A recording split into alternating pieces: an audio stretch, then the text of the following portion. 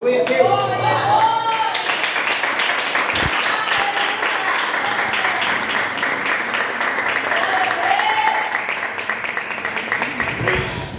Cinco meses que se conhecemos. 5 meses que se conhecemos. Parece que já temos anos e anos de convívio, louvado seja o nome do Senhor. Porque o Espírito de Deus, ele é o mesmo, irmãos. A graça de Deus é a mesma. Se eu orar para que entregar na mão do Senhor, é até um egoísmo da minha parte, que eu tenho certeza. Quem lembra no dia que eu estava no monte? Que nós fomos para o monte? Quem lembra do dia do monte? Lá em cima do monte, eu botei meus joelhos no chão e disse a Deus que queria começar essa campanha. E Deus não tinha me dado ainda a campanha, mas Ele já tinha me dado o pregador. Quando eu pus o joelho no chão, no meu particular, Deus falou assim: ó, você vai levar o meu servo Mateus, evangelista Mateus, para levar a palavra, para abrir a campanha. Irmãos, que Deus venha falar tremendamente nos nossos corações na noite de hoje.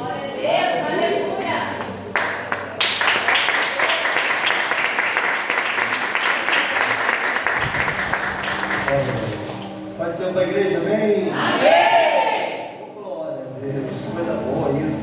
Evangelho de Lucas, segundo escreveu no Dr. Lucas, capítulo 16, verso 29 ao 31. Serei fiel ao tema da campanha que foi proposto. Ele é um pouco complexo de entender, mas eu creio que seremos edificados. Tá? Sou grato a Deus por essa oportunidade de estar aqui. Convite do meu grande amigo irmãozão, que Deus me deu, o José Léo. É um irmãozão que Deus me deu. Fica no trabalho, gente mais rica que trabalha. E eu não acredito em coincidência, né? Eu acredito em cristocidência. Tudo na vida do crente tem Cristo no meio dele. Deus, ele não apresenta pessoa, ele une propósito. A minha vida com a vida do pastor é um propósito, eu sou grato a Deus.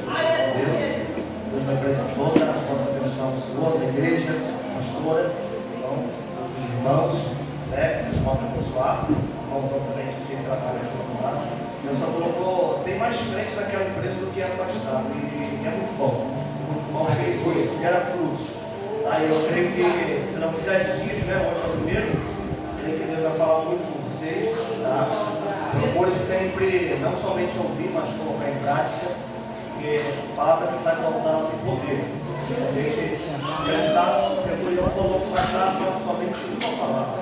Então, a palavra que sai, qualquer homem de Deus, mulher de Deus, tem um peso na nossa vida. Pode mudar a nossa situação, pode transformar o nosso dia a dia.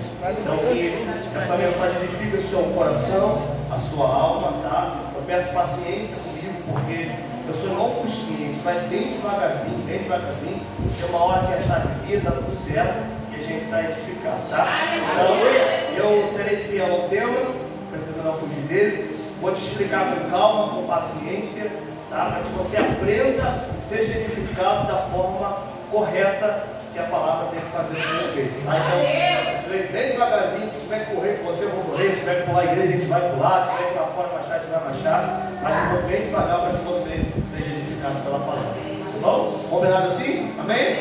Quem me ouve, diga amém. Amém. Gostei desse povo. Vou voltar aqui, em nome de Jesus. Lucas, Evangelho segundo escreveu do Lucas, capítulo 16, verso número 29. O texto da minha Bíblia é outra tradução, mas a história, o contexto é o mesmo. Diz o verso 29: Disse-lhe Abraão: eles têm Moisés e os profetas, que eles possam ouvir. E ele disse: não, pai Abraão, porém, se algum dos mortos fosse até eles, eles se arrependeriam. E ele lhe disse: se eles não ouvem a Moisés, nem tampouco os profetas, também não seria convencido, mesmo se alguém ressuscitasse dos mortos. Eu retorno a repetir esse versículo e você grava na sua cabeça. E ele lhe disse: se eles não ouvem a Moisés e os profetas, também não seriam convencidos, mesmo se alguém ressuscitasse dos mortos. E você torna o seu assento glorificando e exaltando aquele que vive aquele guerreiro ia estar presente. Minha esposa não pode me acompanhar devido a essa crise aí de gripe, né? Que está acontecendo. Está bem variado, também está, mas Deus deu vitória para que a gente conseguisse chegar aqui. Bom, só para que a gente entenda essa parábola do rico e do Lázaro, ou em algumas traduções, né, o rico e o mendigo, foi uma história contada por Cristo que passou muito do tempo que Jesus vivia. Ela fala mais dos dias atuais do que naquele tempo presente. Só para que a gente entenda e coloque na nossa cabeça. Os 4 evangelhos, Mateus, Marcos, Lucas e João, eles têm duas missões. A primeira é anunciar Jesus Cristo. Essa é a missão. A segunda, anunciar o reino de Deus. Só para que a gente entenda. Nesta época, cada um vai apresentar Jesus de uma forma diferente e para um grupo de pessoas específica. Tudo com a intenção de anunciar o Jesus, aquele que estava operando, aquele que estava fazendo. Como assim, pregador? Vamos lá para que a gente entenda. Mateus vai apresentar Jesus como rei. E ele apresenta Jesus especificamente, exclusivamente, para os judeus, para convencer os judeus que esse Jesus era o rei das profecias, que estava no meio deles. Já Marcos apresenta Jesus como um servo fiel. E ele vai apresentar Jesus para os romanos. Ele apresenta Jesus Cristo para os romanos, para convencer os romanos que esse Jesus que eles pregavam também serviu, também esteve entre eles. Já Lucas, ele apresenta Jesus como um homem, 100% homem, a humanidade de Jesus para os gregos, para convencer os gregos que esse Cristo era também 100% humano. Já João apresenta Jesus como 100% Deus, a parte dele sendo Deus para todos aqueles que criam no próprio Cristo. Então, se você percebeu, cada um apresentou Jesus de uma forma diferente e para um grupo de pessoas específica, que era com a intenção de apresentar Jesus ao máximo de pessoas possível. Não é o evangelho egocêntrico, só penso em mim, só penso na minha casa está bem, eu também estou bem, minha casa não está passando necessidade, Jesus está lá tudo certo. Não, eles não pensavam assim. Jesus era tão contagiante na vida deles que não bastava ter só para eles. Por isso que eles unem as suas forças para se dedicar a trazer Jesus ao máximo de pessoas possível. Porque o evangelho não é sobre pessoas, é sobre Jesus de Nazaré. O que ele disse quando ele salvou Saulo de Tarso? Quando ele salvou Saulo de Tarso, ele disse para Saulo: você para mim é um vaso importante para sofrer pelo meu nome. E você percebe que quando você colocou Jesus na sua vida, ou ele entrou na sua vida, tudo, a parte espiritual ficou boa, mas toda a outra parte ficou terrivelmente ruim. Não é por causa de você, é por causa de Jesus de Nazaré. Nós sofremos, nós choramos por causa de Jesus de Nazaré. Isso não nos faz um escravo dele, mas simplesmente um amigo, um filho que defende uma causa que a gente vai morrer defendendo ela. Então cada um apresenta Jesus de uma forma diferente. E o que me move aqui, quando Lucas vai relatar essa situação, para que a gente coloque na nossa cabeça, Lucas não ficou com Jesus em vida. Lucas não foi discípulo, Lucas não foi apóstolo. Lucas, ele era um médico da Antioquia, ele era um homem grego, nascido na Antioquia, se converte com 16 anos, se torna médico aos 20, com 25 vai para Jerusalém e segue a sua vida. Ele não se encontra com Jesus.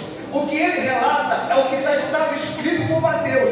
Ele copia toda a história que está em Lucas, está em Mateus. Só que Lucas muda algumas coisas, só que Lucas muda algumas palavras para que os gregos conseguissem interpretar. E Lucas 16, quando ele começa a escrita, primeiro ele vai contar a parábola do mordomo infiel.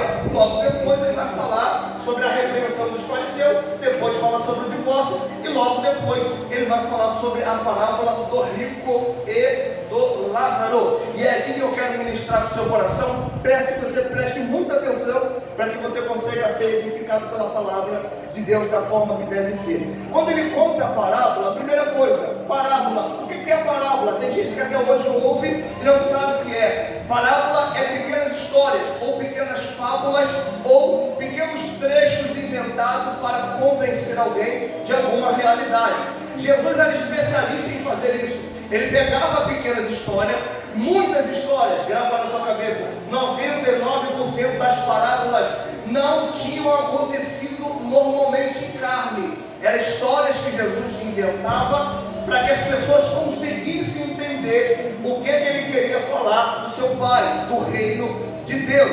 É a mesma coisa a pregação de hoje. Se a gente for muito a fundo em questão teológica e tudo mais, isso e aquilo, ninguém consegue entender. Então a gente tem que trazer a mensagem para o dia atual, para que as pessoas consigam entender. Porque falando uma linguagem atual, a gente consegue entender o que o pregador está falando. As parábolas tinham esse papel.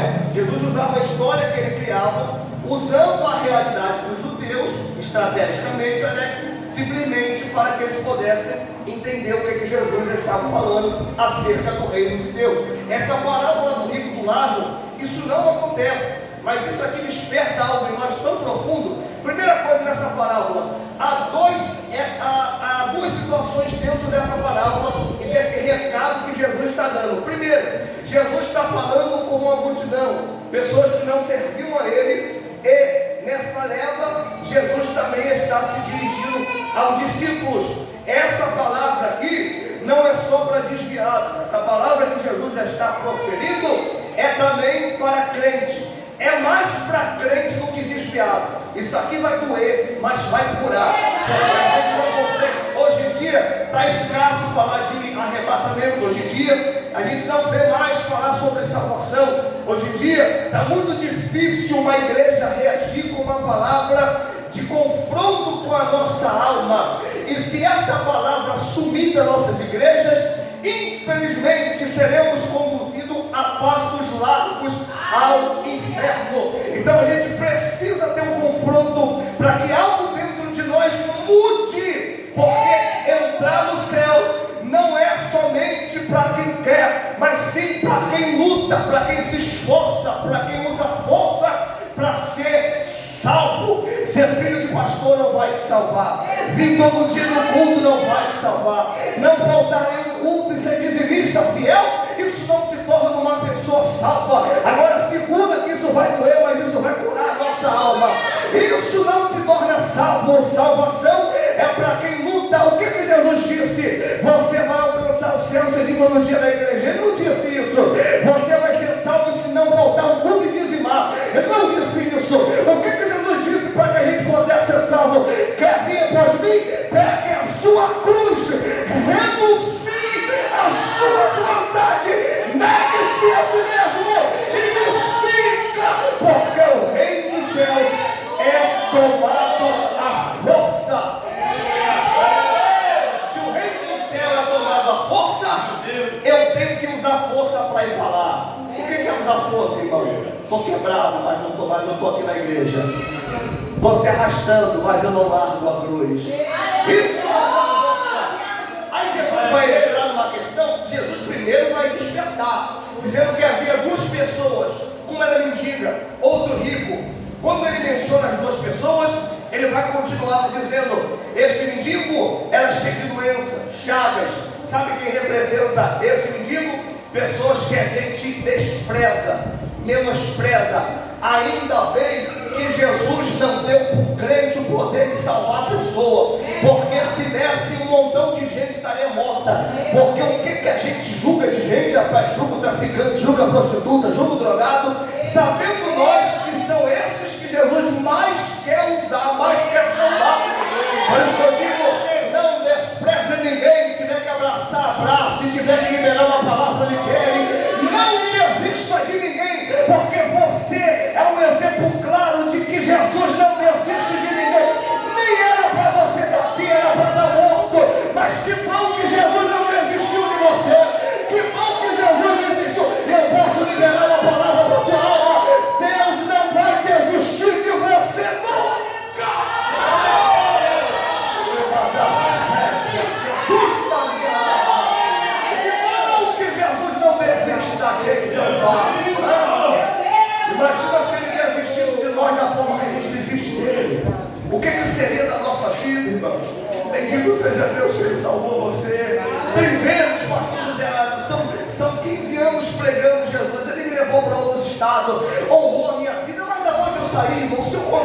chora junto comigo e fala, rapaz, não. Até hoje, aonde eu moro, tem gente que fala, rapaz, é difícil acreditar na mudança que Jesus fez. Pensa no pipa voada era eu, pensa em alguém problemático, pensa em alguém que aprontava, pensa em alguém que queria fazer e aprontar, mas o grandão da Galileia falou, tu é brabo aqui no anel, mas eu sou maior do que você. Ele foi lá onde ninguém foi lá no tráfico, foi lá, me resgatou, me limpou, me deu uma casa, me deu uma mulher maravilhosa, um trabalho abençoado. Ainda bem que Deus não desiste de ninguém, nem precisa de teologia para entender isso. Alex, é muito simples, pastor José. Por que Deus criou o ser humano? Deus não tinha motivo para criar você, Deus não tinha motivo para me criar, e eu te provo isso. Quem é Deus, irmão? Ninguém consegue explicar. Se você tentar mergulhar nisso daí, você fica doido. Da onde que Deus surgiu? Quem é o pai dele? Da onde saiu? Quem formou? Você não consegue. Ele disse para Isaías, não pensa nisso não. Antes que existia, eu era operando eu. Quem pode ver? Quem pode? Quem pode? Quem impedirá? Deus não precisava criar você. Não é, meu moço? Deus é alguém que ninguém consegue explicar. Existia antes de tudo. É um ser que tem anjos que te adoram 24 horas cantando santo, santo é o Senhor. Dono de tudo. Está lá dentro que as coisas existem. Deus não tem ausência de nada. Deus não tem carência de nada. Para que Deus vai criar o ser humano? Por isso que eu falo que Deus não desiste de ninguém. E aqui está a prova disso. Deus não precisava criar Adão. E para melhorar, Deus cria a sua semelhança, parecido com ele, solta o fôlego de vida e considera o melhor amigo dele. Porque só sendo muito amigo, para conversar com a pessoa todos os dias na viração da tarde. A Bíblia diz em Gênesis capítulo 2 que ele descia a Deus. Consegue imaginar isso? Que a minha mente fica flutuando. Deus descia no jardim todo dia na viração da noite, da tarde para a noite, para conversar com o seu melhor amigo, que eu apelidei de Adãozão. Deus descia para conversar com esse camarada todo santo dia. Conjectura normal, sem ferição de texto, para que a gente não erre, como ele exige. Mas você já conseguiu imaginar Deus perguntando: o que você fez hoje, Adão? Qual lugar do jardim tu conheceu? Qual animal tu batizou? Imagina, Deus não precisava criar Adão, mas Deus me prova que quando Adão peca, coloca o avental. O que ele escreveu na palavra sobre o céu? Quando ele peca, coloca o avental. Deus poderia destruir a criação naquela hora. Ele criou, ele poderia destruir. Eu vou acabar com essa criatura porque eu errei na fórmula. Deus não desistiu de Adão e nem da sua descendência, porque Deus criou o ser humano para ter o ser humano perto dele. Por isso que eu torno a dizer: o maior prazer que Deus tem é ter você perto dele. É por isso que às vezes você falta culto, desanima, desvia, mas Deus usa um crente para te trazer de volta. Não é assim? Você para, você desvia, Deus sempre manda um crente na sua direção. Você foge de igreja, foge de culto, mas Deus sempre vai atrás de você. Então estou pregando para alguém que hoje precisa gravar no coração: Deus não desistiu de você, Ele ainda vai fazer o que Ele prometeu.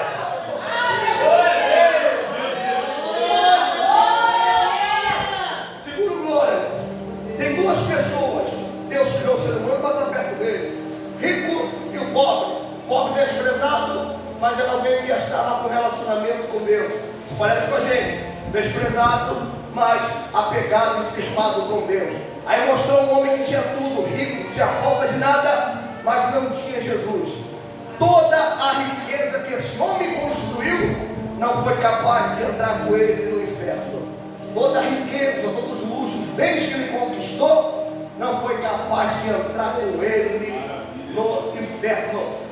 E o que eu tenho percebido, meu pastor, minha pastora, que no século presente, Satanás não tem se preocupado mais em tirar crentes da igreja.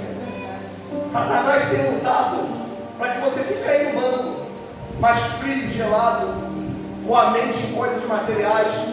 Não é pecado pensar em ter uma casa melhor, não é pecado pensar em ter um carro melhor, Só que eu falo isso com experiência própria do que eu vivi na minha casa. Chegou um tempo da minha vida que Deus trancou a porta. Você vai viver na minha obra. E dói não viver na obra, porque a gente não pede. Eu pedi uma coisa, mas a gente não cobra. Dói, irmão. Como é que paga aluguel? Como é que faz show? Deus trancou. Deus usou uma irmã e falou: eu tranquei a porta e a porta não abre. 2 anos, irmão, sem nada. E a esposa, né? As mulheres que estão aqui abençoadas, lindas para a glória de Deus, exigentes, não acontece na nossa vida. Estou vendo fulano, estou vendo um ímpio que não serve, prosperando, voando pelo carro, mas está aí andando de laranjinha, sangue de Jesus tem poder, está aí sofrendo nesse sol, dificuldade, perrengue. E ela começou a focar somente nas coisas materialistas e esqueceu da coisa espiritual. Isso aqui foi um tapa na minha cara, porque nessa fase eu busquei tanto a Deus no monte, em jejum e oração, clamava tanto ao Senhor, pedia tanto a Deus, fiel, firme. Pastor, eu me respondeu em cima do monte, usando uma irmã de coque, igual ela aqui, ó, que a gente tem um perigo mexer com essas mulheres. E essa mulher, ela vem marchando na minha direção, marchando, botou a mão no meu ombro e disse dessa forma que eu vou dizer agora: meu servo, se tu, vai doer, mas vai curar, se tu se dedicasse para a minha obra, enquanto você se dedica para os seus trabalhos, eu teria feito muito mais na tua vida. Eu dou a isso. Às vezes a gente se dedica tanto para nossas coisas materiais, e quando se relaciona ao céu, não dá. Não dá. Não, pastor, hoje eu não vou não. Não, pastor, eu estou cansado. Escuta aqui. Não existe tudo ruim, tá? Não existe tudo ruim. Existe uma entrega ruim, tá? Não existe culto ruim. Hoje o culto foi ruim, foi arrastado, né? Crente pentecostal não tem isso. Hoje o culto foi só o Senhor de Jesus. Não, Romanos 12, versículo 1. Não, procure apresentar o seu corpo como culto agradável ao Senhor. Racional. Culto é individual. Ou seja, se na sua mente foi ruim, imagina quem recebeu, né? Não existe culto ruim, existe uma entrega ruim. Você entregou o culto ruim e recebeu o que você entregou. Você está aí? Eu vou até meia-noite pegando. Coríntios, 2 Coríntios, capítulo 9, verso 9. Aquele que semeia pouco, pouco colherá. Mas aquele que planta muito, muito colherá. Na proporção que eu me entrego para Deus, Deus se entrega para mim. Não é interesse, é entrega. Tudo que eu coloco no altar, o altar não me rouba, o altar recebe e multiplica na minha vida. Só que eu aprendi, pastor José, que as coisas de Deus para mim já está pronta. Deus precisa me preparar para receber o que já está pronto por Ele. Por isso que nada do que tu faça para Deus nunca será em vão. Deus sempre te retribuirá. É por isso que o resultado para algumas pessoas de um culto como esse é diferente para outros. Tem gente que vai sair daqui reclamando, mas tem gente que vai sair daqui vitorioso. Eu recebi, não sei para você, mas para mim, todo culto é noite de sentir Jesus. Eu não preciso de culto especial. Eu não preciso de noite especial. Todo culto é culto de sentir a presença.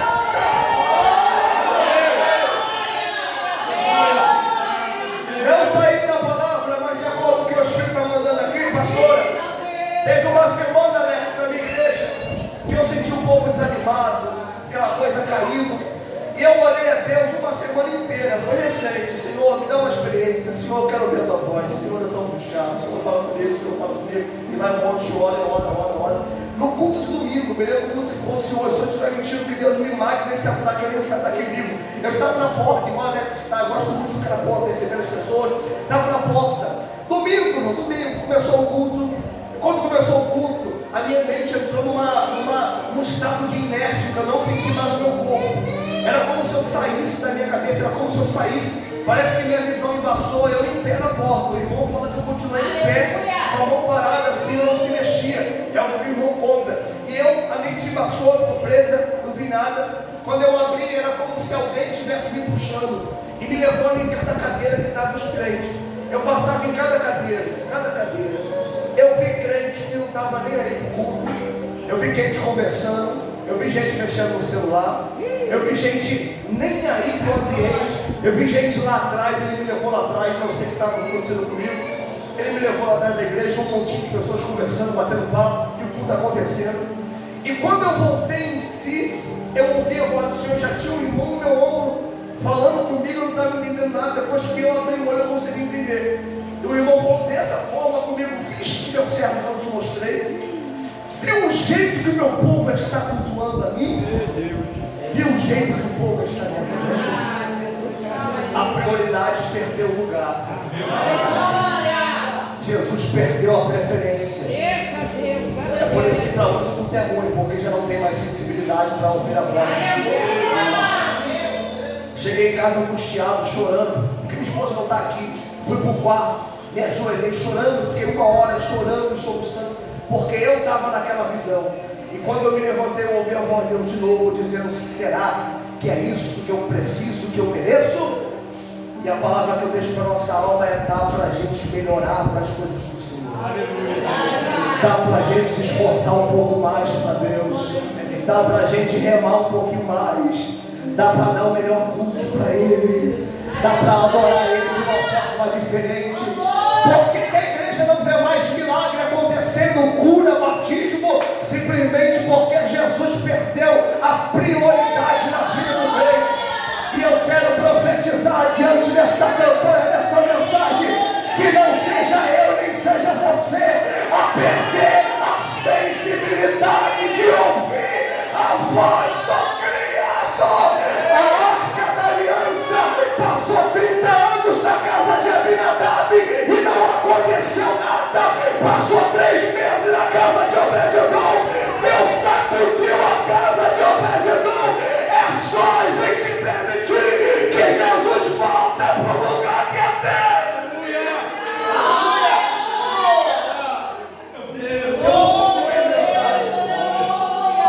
Eu vou encerrar a mensagem, outro dia eu volto. Homem muito rico, tinha tudo, mas não tinha Jesus. Focado na vida material e longe de Deus, honrando o Senhor com o lábio e o coração longe do Senhor. O homem desprezado não deu nada, mas perto do Senhor, mas firme com o Senhor. Irmãos, Deus jamais vai querer te ver em prova.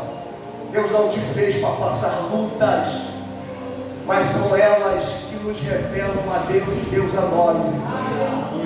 Seja grato pelas suas lutas, suas provações, porque são elas que têm te mantido firme na igreja. São as percas que você teve que está te mantendo crente do lado do Senhor. Porque a tua mente pensa assim: com Deus está assim, imagina sem. Se com Deus está essa turbulência, imagina sem Ele. Está ruim, mas está crente. Porta fechada, mas está de pé.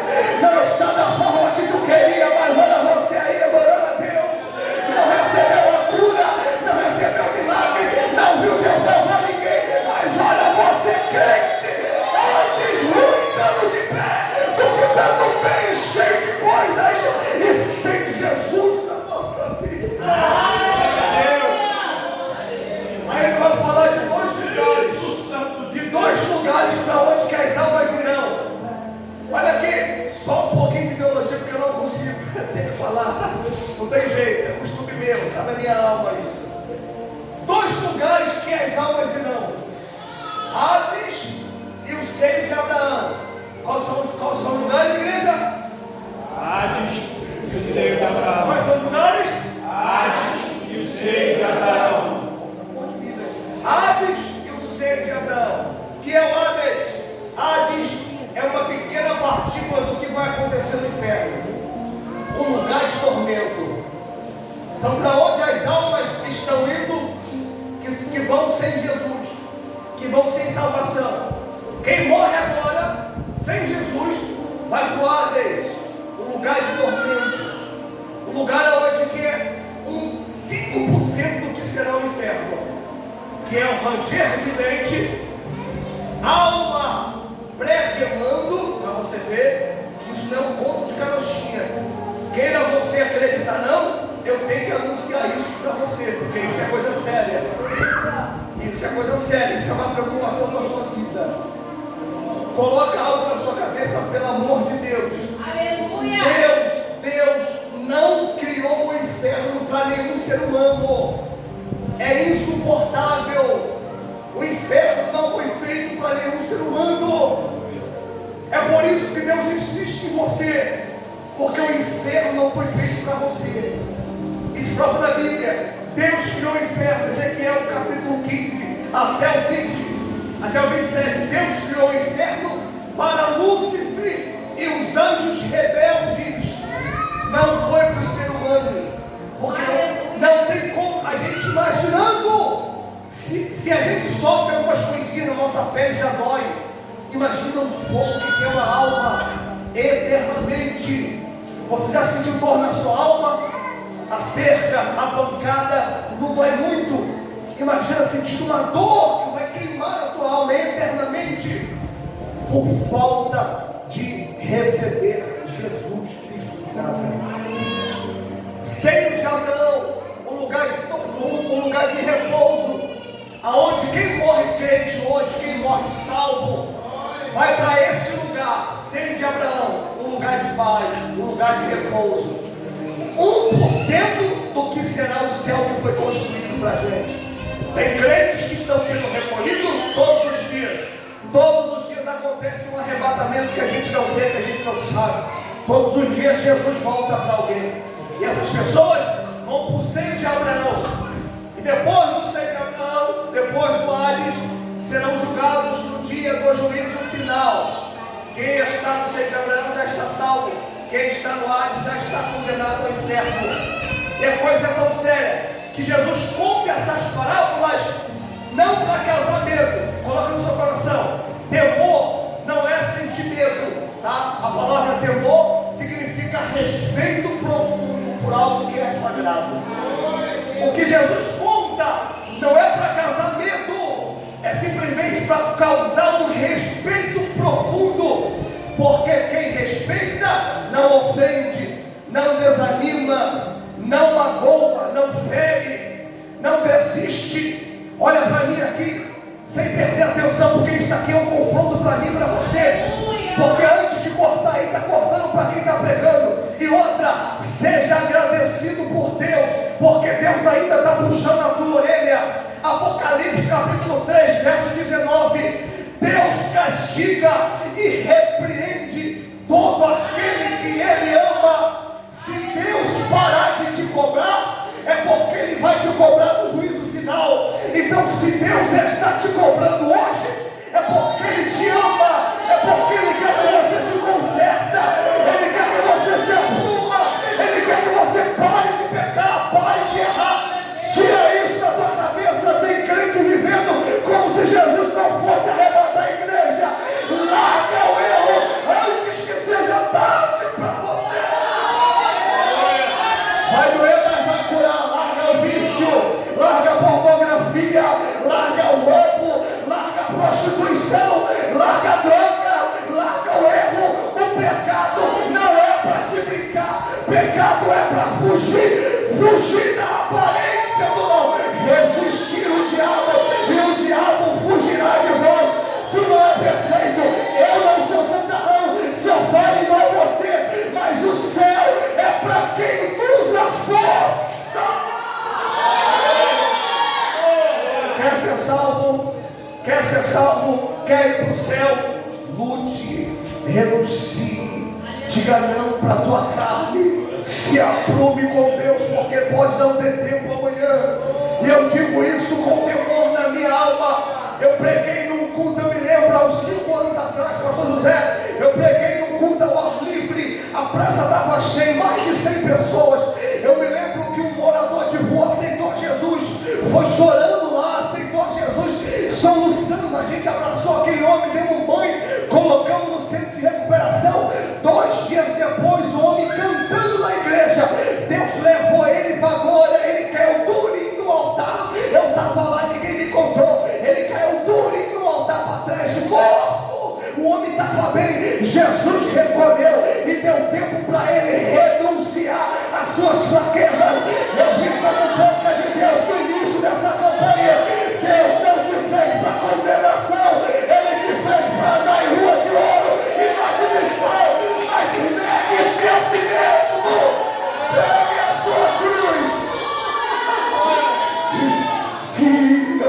sentindo tanto Deus aqui.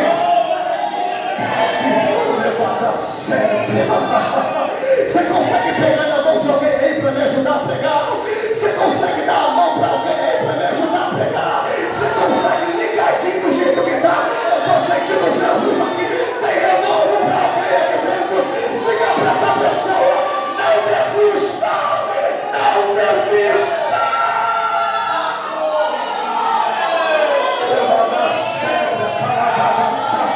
Eu vou te dar 1 minuto para sentir essa presença.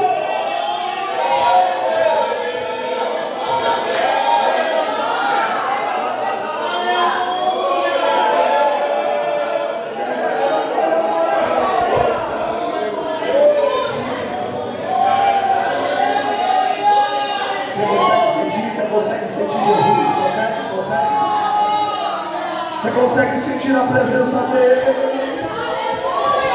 Isso é renovo para a tua alma. Isso é força para você, pastor. Isso é renovo para a tua alma. Você consegue sentir ele te dando força para você caminhar mais um pouquinho? Você consegue sentir ele? Ou você só serve na tua vez? Você consegue sentir ele te dando um abraço e dizendo: eu não vou desistir, eu não vou desistir de você. Aleluia. Tem rua de ouro esperando eu e você em sua casa. Tem mar de cristal esperando eu e você em sua casa. Eu não sei se você tem fé para mim. Eu não sei se você tem fé para crer nisso. Mas ele vai salvar os teus. Ele vai entrar na tua casa. Ele vai visitar a tua rua. Ninguém vai ficar para trás. O inferno é para Satanás e não para você, crente. E não para sua casa. Luta, renuncie e fique firme.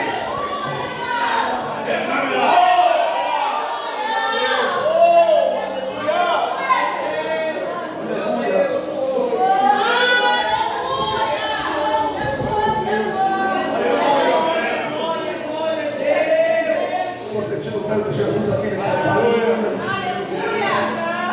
Aleluia. Aleluia. Glória a Deus. Isso, curva a tua cabeça. Fecha o teu olho. Peça perdão ao papai, para o Senhor me perdoar. Fecha o teu olho, isso, fecha o teu olho. Deixa essa palavra confrontar você. Ele preparou o céu para você. Ele preparou o céu para você. Mas peça força para Ele. Peça socorro para Ele. Fala para Ele aonde está a dificuldade. Fala para Ele aonde está sendo difícil. Fala para Ele: fala, papai, me perdoa, Senhor. Me perdoa porque às vezes eu falho, Senhor.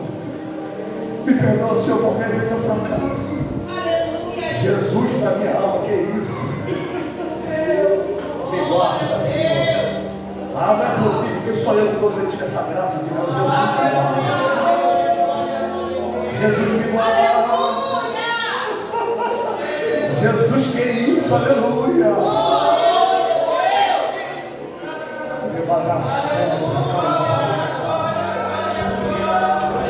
Que me dá calma.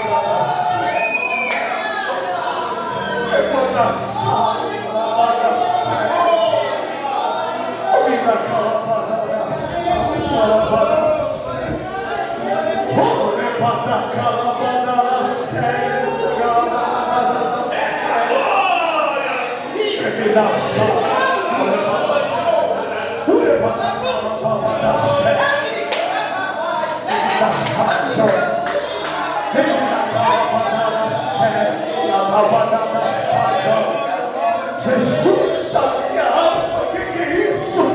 Eu vou botar arrepiado da ponta dos pés até da cabeça. Que me dá séria, calabadaça, levanta calabadaraça, me dá se calabadaraça, levanta calabadaraça, me dá séria.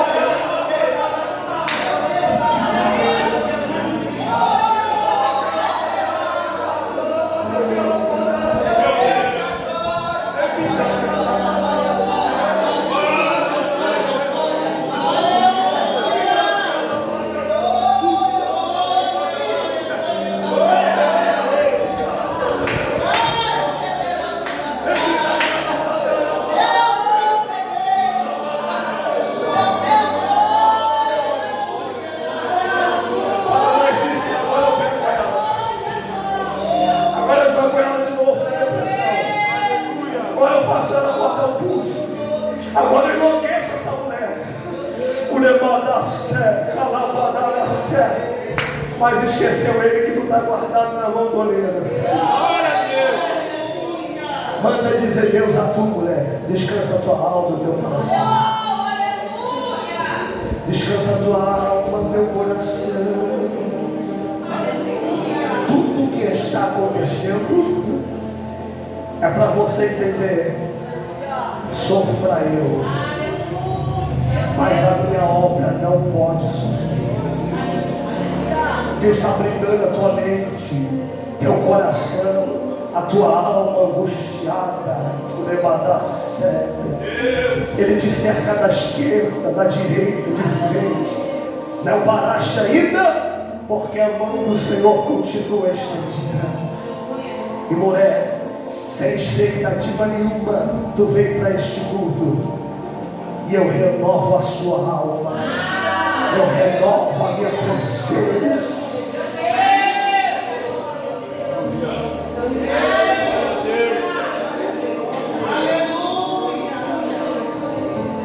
Eu vou para o céu. Nós iremos andar em rua de ouro e mais de cristal. O diabo perderá essa guerra na tua vida. O diabo perderá essa guerra na tua família. Você não é daqui, crente. Você não foi feito para este mundo. Aguenta mais um pouco. Aquele que há de vir virá e não vai demorar. Aguenta mais um pouco. Não larga não sai da igreja agora não. Está difícil para todo mundo. Está todo mundo querendo parar. Todo mundo quer desistir. Está fácil para ninguém, irmãos. Mas não tem outro caminho. Não tem coisa melhor do que ser servo do Altíssimo. É uma honra ser servo de Deus. E muito em breve Ele está vindo para recolher a sua igreja. Mas se posiciona. Toma rumo na sua vida. Sai de cima do muro, porque Ele pode voltar para você ainda esta noite. Lucas disse: louco, esta noite pedirão a tua alma. E para onde vai? E para quem ela vai? Outra, crente, encerra aqui, pregador, fala que encerra agora. Coloca isso no seu coração. Crente tem que ter certeza da salvação. Crente tem que ter certeza para onde vai. É muito estranho chegar para um crente e falar: se Jesus voltar hoje, tu vai para o céu? Não sei, eu sou pecador, sou falho. Irmão, o que é isso? Então quer dizer que eu estou servindo a Ele 20 anos? E se Ele voltar hoje, eu não sei para onde eu vou? Tem que ter convicção para onde você vai, irmão. Se for para o céu, permaneça na presença dEle. Lute. Tire isso da sua cabeça, que vão pegar na sua mãozinha e vão te ajudar. Lute, reme, use suas forças. Vá sozinho se não tiver ninguém. Mas não desista. Não se faça de vítima. Deus não tem ninguém como vítima. Deus não fica se vitimizando não. Porque quando estava no mundão, tu não dava um jeito. Tu não fazia acontecer. E para Deus você fica colocando desculpas. Tira a força da onde não tem. Estou cansado, Deus, mas eu não desisto. Estou fraco, mas eu não largo a minha cruz. Estou me arrastando, mas eu não vou desistir do Senhor. A fase está ruim, não estou orando, não estou buscando. Estou meio barro, meio tijolo, mas eu não saio da sua presença. Hoje, se esforce, irmão. Se esforce. Jesus está vindo arrebatar a sua igreja. E eu fico alegre de ver uma igreja que se alegra com isso. Tenha certeza para onde você vai, porque se Ele voltar hoje, eu tenho certeza absoluta que eu vou se encontrar com Ele nas nuvens. Não se esqueça, Jesus Cristo está voltando. Se conserte para a gente andar em rua de ouro e mais cristal. Recebeu? Amém? Pegou? Deus te abençoe. Acabei a mensagem.